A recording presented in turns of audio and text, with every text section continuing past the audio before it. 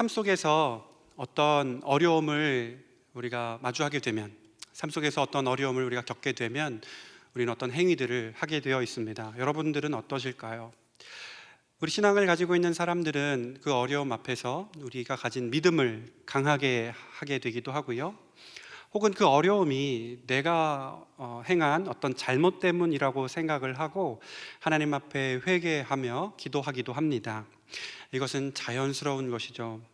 여러분, 그런데 그것이 우리의 믿음을 강하게 하고 회개한다고 해서 되는 일이 아니라면 어떻게 될까요? 우리가 당한 문제가 우리가 믿음을 강하게 한다고 해서 해결되거나 우리가 하나님 앞에 회개한다고 해결되는 일이 아니라면, 그러면 여러분 어떻게 될까요? 상황은 나아지지 않고 나빠지게 될 것입니다. 여러분, 다른 교회에서 100세 가까우신 어느 성도님께서 저에게 기도 요청을 하셨어요. 이것도 아프고 저것도 아프다고 말씀하시면서 기도 요청을 하셨고 제가 기도를 해드렸는데요, 그리고 얼마 후에 이렇게 말씀하셨습니다. 목사님이 기도해 주셨는데 하나도 소용이 없어. 다른 목사님을 좀 소개해 줘. 그래서 어떻게 했을까요? 다른 목사님을 소개해 드렸습니다. 여러분, 하나님께서 우리의 질병의 문제나 어려움 속에서 건져주실 수 있는 분이시라는 것을 저는 믿어 의심치 않습니다. 너희는 서로 병낫기를 위하여 간구하라고 했고요, 하나님은 지금도 놀라우신 은혜와 섭리 가운데 새롭게 하실 수 있는 그런 능력의 하나님이신 줄로 믿습니다. 저희 보훈교구에 계신 분인데요, 나이는 98세이십니다. 제가 신방을 갔어요. 그랬는데 요양보호사가 성경책을 우리 어르신께 가져다 드리는데 성경책이 매우 작은 겁니다. 보시기가 어려우시겠죠? 그리고 성경을 제가 보시는 걸 보고 여쭤봤어요. 이게 보이실까요? 요양보호사께도 제가 말씀을 드렸죠. 어르신 성경책 바꿔달라는 얘기를 하는 겁니다.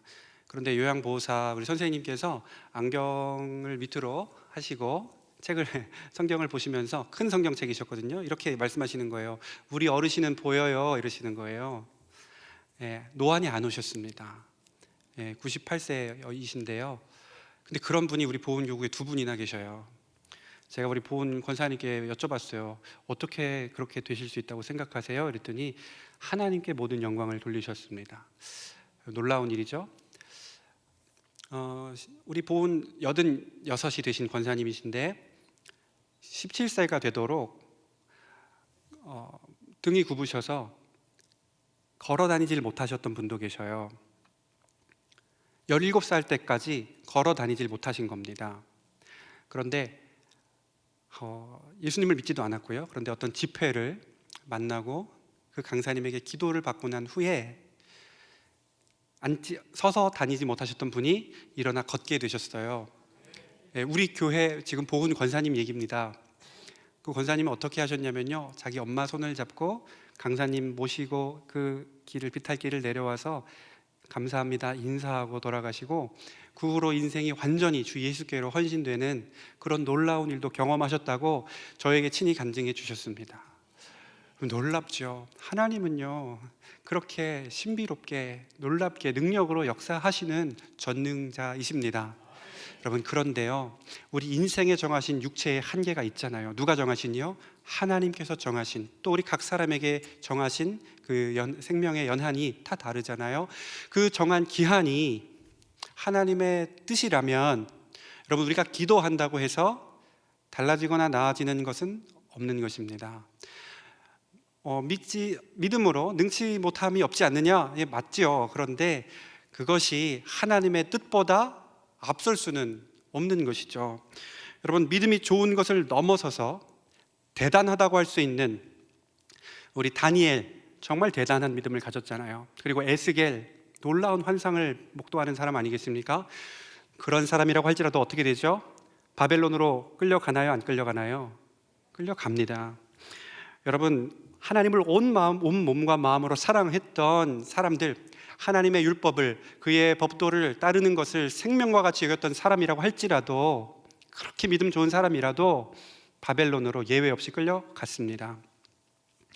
여러분, 그렇게 하나님을 사랑하면 하나님께서 좀 바벨론에 가는 것에서 좀 빼주시고 남도록 해주셔야 되는 것 아닐까요? 그렇지 않은 것이죠. 바벨론으로 끌려가는 것이 하나님의 뜻이라면 그렇게 되는 것입니다. 내가 믿음이 없어서이거나 회개를 덜 해서 그래서의 문제가 아닌 거예요. 다시 말하면 이것은 극복되는 게 아닌 겁니다. 하나님께서 역사의 물줄기를 흘려보내시면 그대로 흘러가는 것입니다. 여기서 여러분 한 가지 오해하시면 안 되는 게 있어요. 믿음을 더하거나 회개를 하지 말라는 얘기가 아닙니다. 우리는 문제 앞에서, 어려움 앞에서 반드시 하나님 앞에 우리의 믿음을 드리고, 그리고 우리는 회개하며 나아가야 합니다. 그런데 우리가 환난 날에 자신을 돌아보는 것이 마땅하지만 하나님이 정하신 일이라면 내가 회개를 100번 하고 믿음을 1000번을 드려도 그것은 하나님께서 결코 멈추지 않으신다라는 것이죠. 여러분, 그렇기 때문에 우리가 지난 과거에 우리의 잘잘못, 잘한 것과 잘못한 것을 막 서로 다투면서 따져 물을 필요가 없습니다. 물론 더 나은 미래와 더 나은 방향을 위해서 우리가 설계하고 반면교사 삼는 것 중요하지만 그것이 하나님이 정하신 일이었다면 우리가 그것 가지고 에너지를 쏟을 필요는 없더라는 겁니다.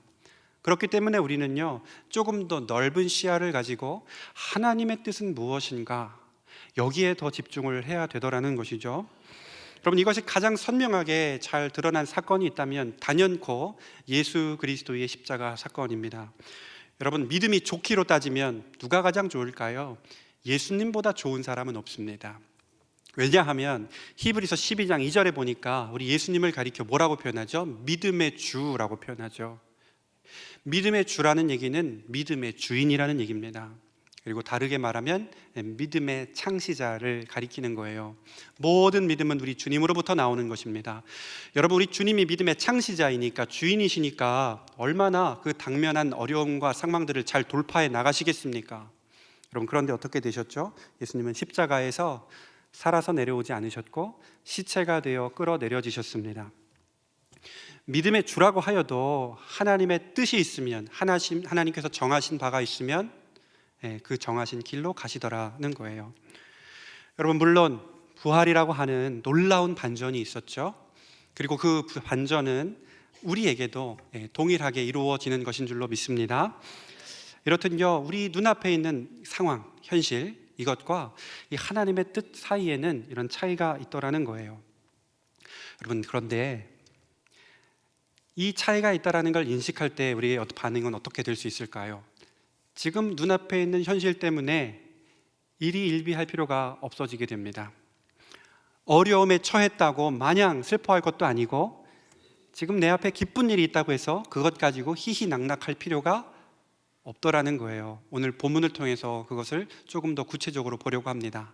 그런데 한 가지 오해하시면 안 되는 것은, 여러분, 기쁨의 상황이 있다면 그것이 하나님께로부터 온 것이라면 마음껏 기뻐하십시오. 제가 이렇게 말했다고 해가지고 기쁜 상황이 있음에도 불구하고 하나님의 뜻을 봐야지 하면서 이렇게 점잖게 계시는 게 아니라 하나님이 주신 것이라면 마음껏 기뻐하십시오. 오늘 예레미야 선지자에게 하나님께서 두 가지를 보여주십니다. 두 광주리를 보여주시죠. 하나는 극히 좋은 무화과이고요, 그리고 다른 하나는 나빠서 먹을 수 없는 극히 나쁜 무화과입니다. 하나님께서는 말씀하시기를 바벨론으로 끌려간 사람들을 좋은 무화과라고 하셨고요, 유다와 애굽에 남아 있었던 사람들, 끌려가지 않았던 사람들을 나쁜 무화과라고 하셨습니다. 끌려간 사람들은요, 하나님께서 돌보시고 다시 돌아오게 하게 하신다고 하셨고요, 나쁜 무화과는 멸절시키겠다고 하셨습니다. 여러분, 그런데 이것 두 가지가 생각해 보면 서로 바뀌어야 하는 것 아닐까요? 우리가 한번 생각해 보면 끌려간 자들이 나쁜 무화과가 되어야 하고 남아있는 자들이 하나님의 은혜로 남아있는 것이라고 생각하는 게 우리의 자연스러운 생각 아니겠습니까? 그런데 하나님은 전혀 다르게 말씀을 해주시죠. 바벨론으로 비참하게, 어찌 보면 개와 같이 끌려간 사람들을 향해서 좋은 무화과라고 하시는 겁니다. 여러분, 이때 바벨론으로 끌려가지 않았던 사람들, 이 나쁜 모하가라고 불려졌던 사람들 스스로 어떻게 생각을 했을까요? 끌려가지 않은 겁니다. 남아 있습니다. 기뻐했겠죠. 예루살렘은 지금 비록 황폐한 땅이지만 바벨론으로 끌려가는 것보다는 낫지 않습니까? 개와 같이 끌려가는 것보다는 낫죠. 그래서 자신들을 생각할 때 스스로 하나님의 은혜가 있었다고 생각을 했고요, 끌려간 사람들을 향해서는 하나님이 심판하신 것이라고 생각을 했습니다. 여러분, 그런데 오늘 우리가 성경 말씀을 읽었잖아요. 하나님은 전혀 그렇게 말씀하지 않으시죠. 이 남아있는 자들을 나쁜 모하가라고 하시면서 이렇게 말씀하시는 장면이 있습니다. 우리 8절부터 10절 말씀을 함께 읽어보겠습니다. 내가 유다의 왕 시드기야와 그 고관들과 예루살렘의 남은 자로서 이 땅에 남아있는 자와 애굽 땅에 사는 자들을 나빠서 먹을 수 없는 이 나쁜 무화과 같이 버리되 세상 모든 나라 가운데 흩어서 그들에게 환난을 당하게 할 것이며 또 그들에게 내가 쫓아보낼 모든 곳에서 부끄러움을 당하게 하며 말거리가 되게 하며 조롱과 저주를 받게 할 것이며 내가 칼과 기근과 전염병을 그들 가운데 보내 그들이 내가 그들과 그들의 조상들에게 준 땅에서 멸절하기까지 이르게 하리라 하시니라. 아멘. 여러분, 우리가 방금 읽었지만 정말 최악의 상황으로 하나님께서 만들어 가십니다. 인간편에서 볼 때요, 멸절하기까지 칼과 기근과 전염병을 보내시고 그들이 끊어지도록 하신다는 거예요. 여러분, 하나님께서는 앞서 예레미야 선지자를 먼저 보내셔서 항복하고 바벨론에 끌려가는 것을 말씀하셨습니다. 그게 하나님의 뜻이라고 하셨죠. 그런데 사람들은 그걸 무시하고 어떻게 했죠? 그걸 무시하고 애굽에 손을 뻗어가지고 그곳에서 살아남고자 했습니다. 살아날 수단을 도모한 거예요. 하나님께 부르짖고 나아가는 게 아니라 애굽을 의지하고 그곳에서 머물렀고 예루살렘에 결국 남아있게 되었습니다. 당장 눈앞에 보이는 건요, 좋았겠죠. 당장 살아남았으니까 그들은 기뻐했을 것입니다. 여러분, 그러나 결국 어떻게 됩니까? 하나님께서 이렇게 말씀하셨던 대로 역사 속에서 그들은 멸절하게 되는 그 심판을 받게 되는 것입니다. 여러분, 반대로 좋은 모아가라고 할 수 있는 사람들은 어떤 반응이었을까요? 좋은 모아가 지금 끌려간 사람들입니다. 이 사람들은 어떻게 반응하게 되었을까? 여러분, 당연히 괴롭지 않았겠어요? 너무나 괴로웠을 겁니다. 여러분, 하나님께서는 70년 동안 바벨론의 왕을 섬기게 될 것이라고 예레미야에 말씀해 주시고 또 70년이 차면 돌아오게 될 것을 말씀해 주셨습니다. 그렇게 70년이라는 시간 동안에 그곳에 있어야 된다라고 믿었던 사람들, 그렇게 깨달았던 사람들은요, 절망했을 거예요. 왜냐하면 상기 사람들 중에, 끌려간 사람들 중에 70년 동안 그곳에서 있어야 된다라고 생각하는 사람은 없었기 때문입니다. 70년이나 그곳에서 내가 고생을 해야 된다니 절망하고 괴로웠을 겁니다. 여러분, 그런데요, 고대 근동 지역의 평균 나이가 어떻게 되는지 제가 한번 찾아보니까 고대 근동의 평균 연령은 평균 수명이죠. 평균 수명은 30세에 불과합니다. 오해를 하시면 안 되는 것은요, 이것은 전체 평균입니다. 그러니까 일찍 사망하는 사람들이 있었던 거죠. 당시에는 유아 사망률이 매우 높았고요, 질병이나 전쟁에 일찍 사망하는 경우가 있었습니다. 열악한 위생 조건 그리고 좋지 못한 영양 상태가 한 몫을 했던 것이죠. 그래서 성인이 되지 못하고 죽었던 사람들이 있었기 때문에 평균 연령이 이렇게 30세까지 낮아졌습니다.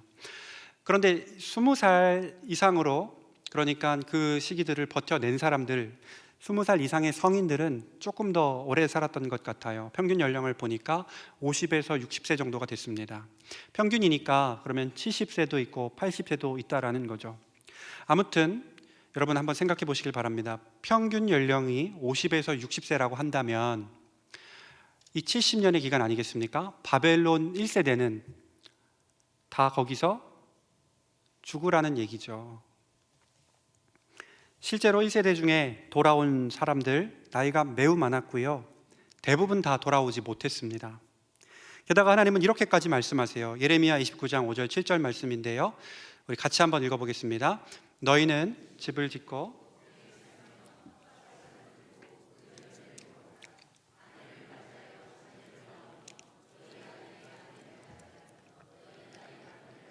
그들로 자녀를 낳게 하여 너희가 거기에서 번성하고 줄어들지 아니하게 하라. 여러분 지금 한번 상상해 보셨으면 좋겠어요. 지금 말씀은요, 거기서 너희들이 자녀를 낳고 결혼하고 생활하라는, 정착하라는 말씀이잖아요. 바벨론의 언어를 익혀야 되고요, 그리고 그곳의 문화에 적응해야 됐습니다. 그들의 신분은 뭐죠? 자유인이 아니라 노예입니다. 바벨론의 노동력이에요. 여러분, 이 패권을 장악한 사람이 그 노동력 놀게 내버려 두겠습니까? 아니요, 여러분, 노동력 다 착취할 겁니다. 그렇게 이 사람들은 부려먹게 되는, 부려짐을 당하는 것이죠. 여러분, 우리가 어려운 일을 만나면요, 우리 현실 속에서 고민 상담 같은 거 혹시 해보셨나요? 전문 어떤 기관에서 고민 상담을 받는 분들도 있고요, 여러분, 공황장애가 오면 또 전문 치료를 받는 경우도 있죠. 그런데 이때 고민 상담할 수 있을까요? 없습니다. 제대로 된 치료나 어떤 필요를 채워줌을 받을 수 있을까요? 없습니다. 여러분, 우리 다음 세대 진로에 대한 고민이 굉장히 많은데 여기 있는 사람들이 진로 고민할까요? 진로 고민이 어디 있습니까? 사냐 마냐가 중요한 것이죠. 이 사람들 예배를 드릴 수 있는 공간은 있었습니까? 그런 것도 없습니다. 성전도 없고요, 안식일 당연히 없고요, 절기를 지킬 수도 없었습니다. 이들은 어디서 예배를 해야 될까요? 어디든 잠시라도 눈을 붙일 수 있는 곳이, 앉아 있을 수 있는 곳이, 그곳이 성전이 되어야 했고요, 그곳이 예배하는 곳이 되었습니다. 안식일과 절기를 지키는 것 대신에 매일의 일상 속에서 잠시 하나님의 말씀을 묵상하고 그곳에서 그 주어진 짧은 시간 속에서 예배하는 법을 배웠어야 했습니다. 하나님의 약속의 말씀을 기억하고 그것을 묵상하는 것으로 힘든 시간을 견뎌내야 했다는 거예요. 여러분, 이거는 바벨론에 있는 사람들만이 아니라 우리에게도 마찬가지입니다. 여러분, 어떤 힘든 어려움의 때를 혹시 당하고 계십니까? 그리고 그곳에서 여러분 어떤 방법으로 그 문제를 돌파해 나가고 계십니까? 여러분, 하나님의 약속의 말씀을 붙잡으실 수 있는 은혜가 있으시기를 축복합니다. 이때 당시 사람들은 그렇게 열악한 환경 속에 버려지니까 하나님께서 우리를 버리신 것 아닌가, 포기하신 것 아닌가 생각을 했습니다. 여러분, 그런데 하나님은 그들을 결코 버리거나 포기하지 않으셨죠. 왜 그렇습니까? 하나님은 이들을 무엇으로 보셨죠? 하나님은 이들을요, 좋은 무화과로 보시기로 작정하셨습니다. 여러분, 나쁜 무화과 어떻게 됐죠? 우리 성경에서 읽어봤던 것처럼 멸절당합니다. 그런데 좋은 무화과는 어떻게 하신다고 하셨죠? 하나님께서 돌보시겠다고 하신 거예요. 최악의 상황 가운데, 최악의 순간 가운데 있는 그런 포로들 신분이었지만 하나님께서 그들을 돌보시겠다는 겁니다. 여러분, 한번 우리 말씀 같이 한번 6절인데요, 읽어보겠습니다. 내가 그들을 돌아보아 좋게 하여 다시 이 땅으로 인도하여 세우고 헐지 아니하며 심고 뽑지 아니하겠고. 아멘. 하나님은 이 바벨론이라고 하는 최악의 상황 속에서도 좋은 무화과로 택하신 자들을 돌보기를 멈추지 않겠다라고 하시는 겁니다. 여러분, 우리의 삶에서 우리가 당면하고 있는 여러 가지 어려움 속에서도 우리 신실하신 하나님, 그 언약의 신실하신 하나님께서는 그 약속하신 바를 우리의 삶 가운데 버리지 아니하시고 떠나지 아니하시고 신실하게 이루어 가시는 줄로 믿습니다. 에스겔 11장 16절 말씀을 이어서 한 번 더 읽어보겠습니다. 내가 비록 그들을 멀리 이방인 가운데로 쫓아내어 여러 나라에 흩었으나 그들이 도달한 나라들에서 내가 잠깐 그들에게 성소가 되리라 하셨다 하고. 아멘. 저기 보시면요, 내가 잠깐 그들에게 성소가 되게 하겠다라고 했습니다. 여러분, 지금 성소는 어떤 곳이냐면 하나님의 임재가 있는 곳입니다. 이것은 예루살렘에서 그렇게 이루어졌죠. 그런데 지금 멀리 바벨론에 떨어진 사람들에게 하나님께서 뭐라고 말씀하시는 거냐면, 내가 너희들이 그곳에 있을지라도 무엇 하시겠다는 겁니까? 임재하시겠다라는 겁니다. 우리를 버리고 포기하셨다고 생각했거든요. 최악의 상황이잖아요. 그런데 그런 곳에서도 하나님은 내가 너희를 버리지 않고 떠나지 않겠다, 내가 여전히 너희 가운데 임재하겠다라고 말씀을 해주시더라는 겁니다. 버려진 것 같았는데 함께 하시더라. 하나님의 심판이 임해서 그래서 지금 최악의 상황 가운데 끌려왔다고 생각을 했는데, 바벨론 행이 사실은 최악이 아니라 하나님의 구원을 경험하고 하나님의 임재를 경험하게 되는 최선의 길이었다라는 것입니다. 앞서 말씀드렸다시피 유다에 그리고 애굽에 남아있으면 어떻게 됩니까? 멸절됩니다. 그런데 지금 바벨론에 옮겨진 사람들은요, 멸절당하는 게 아니라 오히려 하나님이 돌보시고 하나님의 영을 부어주신다라는 거예요. 이렇게 생각하는 사람도 있을 수 있습니다. 단순히 그러면 살아남았다고 좋은 것이냐? 그들의 상황은 최악이 아니냐? 1세대 대부분 그곳에서 삶을 마쳤으니까 그것 실패한 인생, 비참한 삶 아니겠는가? 여러분, 그렇지 않습니다. 왜냐하면 하나님께서 그들을 실패하는 사람으로, 패배자로 만드시려고 바벨론으로 끌고 가신 게 아니에요. 그러니까 돌아오지 못했어도 그들은 실패한 인생이거나 패배한 인생이 아니더라는 겁니다. 왜냐하면요, 하나님이 그들을 그곳에서 잘 되게 하셨습니다. 오늘 본문 24장이거든요. 근데 24장에서 조금 더 지나가서 29장에 보면 여러분들이 잘 알고 계시는 말씀이 있어요. 예레미야 29장 11절인데요. 나의 생각을 내가 아나니, 이거 하나님께서 말씀하시는 겁니다. 나의 생각을 내가 아나니 평안이요 재앙이 아니라. 여러분, 하나님께서 우리 가운데 주시는 것은 재앙을 우리에게 떠먹여 주시려고 한 게 아니라 평안 가운데 있는 곳으로 우리를 친히 인도해 주신 줄로 믿습니다. 여러분, 그런데 우리는 그렇게 믿고 고백하잖아요. 근데 당시에 그 현장에 있었던, 바벨론 가운데 있었던 사람들은 어떻게 생각했을까요? 장난하십니까 하나님? 이게 재앙이 아니라니요? 라고 생각했을지도 모르겠어요. 그렇지만 하나님께서는 정말 그들에게 잘 되는 일을 허락해 주셨는데요, 오늘 본문 7절에 보니까 두 가지를 주셔요. 하나는 뭐냐면 내가 여호와인 줄 아는 마음, 이것을 주시겠다고 했고요, 바벨론에 끌려가게 된 목적입니다. 또 한 가지는 하나님을 전심으로 찾게 함을 주신다 그랬어요. 하나님을 전심으로 찾게 되는 것. 여러분, 만약 이 자리 가운데 계신 분들 중에서 하나님을 아는 마음 혹은 하나님의 뜻, 그 하나님을 모르는 분이 계시다고 한번 생각을 해보시겠습니까? 그리고 하나님을 찾는 마음도 없다라고 한다면 너무나 비참하고 그것이야말로 슬픈 일입니다. 왜냐하면 그 사람에게 무엇이 없습니까? 하나님을 하나님으로 알지 못하는 사람에게는 구원이 없는 거예요. 그러니까 바벨론으로 끌려가서 하나님을 아는 마음을 주시고 전심으로 찾게 하시는 것은요, 비참한 것이 아니라 오히려 그들을 새롭게 하시고 그들 가운데 구원의 은혜, 하나님을 아는 마음을 주셔서 승리하는 인생, 구원 얻은 인생으로 주님께서 삼아 만드셨다라는 것입니다. 바벨론에서 비명만 지르다가 인생이 끝나는 것을 계획하신 것이 아니고요, 바벨론에서 하나님의 은혜를 현재적으로 경험하면서 그 은혜를 누리게 하신 것입니다.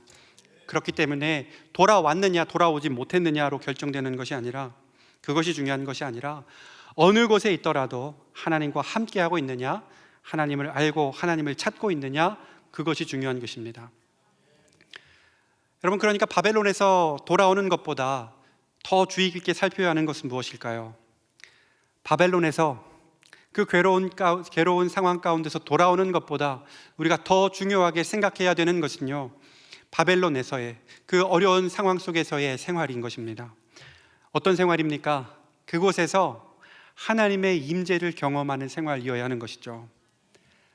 그곳에서 하나님을 만나고요, 그곳에서 하나님과 친밀히 사귐을 갖고 그곳에서 하나님의 은혜를 현시적으로 누리는 것. 여러분, 어떤 인생의 과제 앞에 계십니까?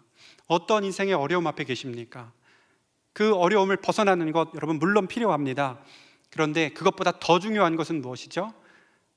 여러분, 그 어려움 가운데 하나님과 함께 동행하는 것입니다. 하나님을 알고 하나님과 동행하는 것이 그 문제를 넘어서는 것보다 훨씬 더 중요하더라는 것입니다. 사랑하는 성도 여러분, 이 바벨론과 같은 솟아날 구멍이 없어 보이는 그 현실 가운데 계실 때에 주님의 뜻을 알고 주님을 깊이 만나고 동행하시는 은혜가 있으시기를 주님의 이름으로 축복합니다. 여러분, 그러면 이제는 우리가 어떻게 해서든 바벨론으로 들어가야 되는 것인가? 길을 쓰고 바벨론으로 들어가려고 해야 되는 것인가? 여러분, 근데 그것이 자기가 하고 싶다고 되는 것 아닙니다. 왜냐하면 지금은 잠깐 바벨론에 들어간 사람들에 대해서 살펴보려고 하는데요, 1절에 보니까 유다 고관들과 목공들과 철공들을 옮겨갔다 했습니다. 어떤 사람들을 데리고 가신 거예요? 배운 사람들과 그리고 기술자들을 택해서 데려가셨습니다. 그러면 이제부터 우리가 높은 자리에 오르고 기술을 배워야 하는 것인가? 당연히 그렇지 않죠. 하나님은 사람을 그 외모로 취하지 않으시는 분이십니다. 목공들과 철공들을 데리고 갔다라는 건 바벨론이 전략적으로 사람들을 데리고 간 거예요. 물론 그 역사의 이면에는 하나님의 손길이 있었습니다. 그러니까 이 사람들이 기술을 가져서이거나 아니면 기술을 가진 사람들이 더 좋은 신앙을 가져서가 아닌 겁니다. 그것과 상관없이 하나님께서 은혜로 주권 가운데 그들을 옮기신 거예요. 여러분, 그러면 바벨론에 항복해야 한다라는 이 메시지가 그전부터 있었는데 그 메시지를 듣고 자진해서 발걸음을 옮긴 사람들이 그렇게 좋은 무화과가 된 것이냐? 그렇지도 않습니다. 왜냐하면요, 자진해서 간 게 아니라 어떻게 된 거예요? 끌려간 겁니다. 전략적으로 선별한 것이기 때문에 끌려가고 싶다고 끌려간 게 아니에요. 여러분, 제가 지금 무슨 얘기를 하고 싶은 거냐면 자기 의나 노력으로 좋은 무화과가 된 것이 아니더라는 겁니다. 하나님의 돌보심을 받아야 할 타당한 이유가 바벨론으로 끌려간 사람들한테 없었다는 거예요. 바벨론 70년 여정 속에서 하나님께서 임재하시고 돌봐주신 것은요, 결코 그들이 잘했거나 잘나서가 아닌 것입니다. 여러분, 오늘 우리가 여기서 예배하고 있는데요, 하나님께서 우리를 예뻐서 잘나서 이곳에 주님을 믿고 오게 하신 것 아닙니다. 하나님의 전적인 은혜로 우리를 이 자리 가운데 불러주신 줄로 믿습니다. 여러분, 예레미야 24장 5절에 보니까 이렇게 돼 있어요. 좋은 무화과 같이 잘 돌볼 것이라. 이것을 쉬운 성경에는 이렇게 번역합니다. 좋은 무화과처럼 좋게 여기겠다. 여러분, 우리는요, 사실 하나님 앞에 우리 인생 평생을 한번 돌아보면 사실 사랑스럽지 않은, 우리 입장에서입니다, 사랑스럽지 않은 존재예요. 왜냐하면 늘 죄를 짓기 빠르잖아요. 그런데 그렇게 사랑스럽지 않은 우리를 어떻게 여겨주신 겁니까? 네, 사랑스럽게 여겨주신 겁니다. 여러분, 우리가 느끼는 현실, 그 현실이 불안할 수 있습니다. 괴로움이 우리 가운데 가득할 수 있습니다. 그러나 우리를 그곳 가운데 머물러 있게 하셔서 주 예수 안에서 우리가 살아가고 있다면, 그러면 사실 우리는 느끼는 불안함과는 다르게 그곳이 가장 안전하고 완전한 곳인 줄로 믿습니다. 왜냐하면 우리 아버지가 우리를 이끌어 주시기 때문이죠. 너희가 악할지라도 그 자녀에게 좋은 것을 줄 줄 알거든 하물며 구하는 자에게 너희 천부께서, 개역 한글에서 그렇게 얘기하죠. 너희 천부께서 좋은 것을 주지 않겠느냐, 이렇게 말씀하십니다. 여러분, 인간의 아비가 악할지라도 자녀에게 좋은 것을 주잖아요. 우리의 하늘 아버지께서는 그 자녀에게 좋은 것으로 주시는 아버지가 되시는 줄로 믿습니다. 말씀을 맺겠습니다. 인생에 답이 없는 문제들을 만날 때가 있습니다. 그럴 때 믿음과 회개는 정말 중요하고 꼭 필요한 것입니다. 여러분, 꼭 그런 어려움들을 당하셨을 때 하나님 앞에 믿음으로 또 회개로 나아가셨으면 좋겠는데요, 그런데 그런 문제가 아닐 수도 있습니다. 그럴 때 잘잘못만 따지는 것은 좋은 방법이 아닌 것이죠. 내가 잘못해서, 내 믿음이 부족해서, 혹은 저 사람 때문에, 내 가까운 배우자나 부모나 내 자녀 혹은 이웃 때문에 내가 이 모양 이 꼴이 됐지가 아니라 하나님께서 이끌어 오시는 그런 은혜의 시간일 수도 있더라는 것입니다. 원치 않는 바벨론으로 끌려오신 건데요, 매우 괴롭고 벗어나고 싶지만 그러나 좌절하기에는 이른 것입니다. 왜냐하면 지금 내 눈에는 좋아 보이지 않는 그런 바벨론이지만, 전혀 원하지 않지만 하나님은 그곳에서 나를 좋은 무화과로 부르시기 때문인 것이죠. 사랑하는 여러분, 하나님의 계획 속에 있는 좋은 무화과는 하나님께서 반드시 돌보십니다.